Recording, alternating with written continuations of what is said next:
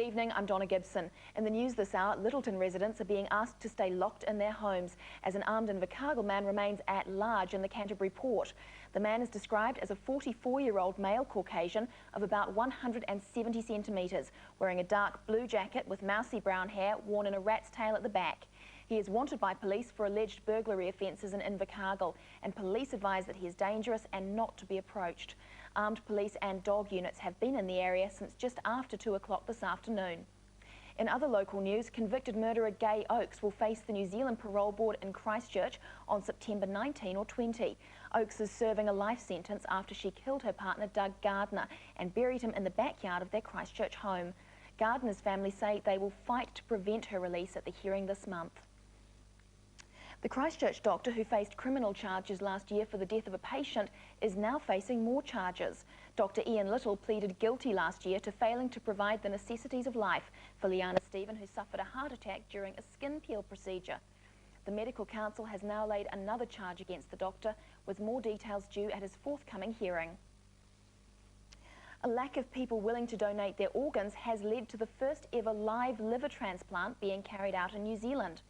A woman has successfully had part of her brother's liver transplanted to her at Auckland Hospital. Surgeon John McCall says live transplants are controversial because of the risk to the healthy donor. In world news today, at the Earth Summit today, Zimbabwe President Robert Mugabe has criticised what he calls white imperialism and says it's ready to shed blood to defend its land reforms. He said it was imperative Zimbabwe be allowed to implement sustained development for its African nationals, or they risked remaining puppets and beggars. Under the new regime, white farmers will see their property divided, with enough land left for one farm each. And now for the weather and today's highs around our region.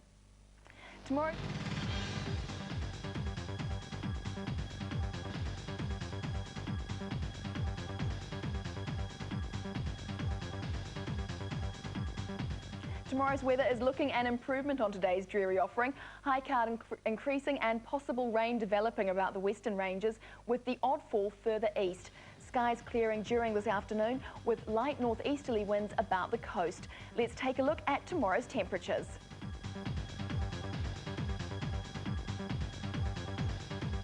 And finally tonight, more than 4,000 Christchurch people have had their say on how we should select our city council.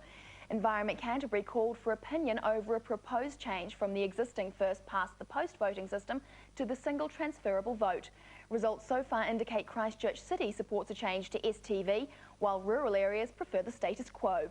External Relations Director Stephen Hill says the large number of responses are excellent and shows a high level of interest in local democracy. That's Canterbury Newsbreak for this hour. Good evening.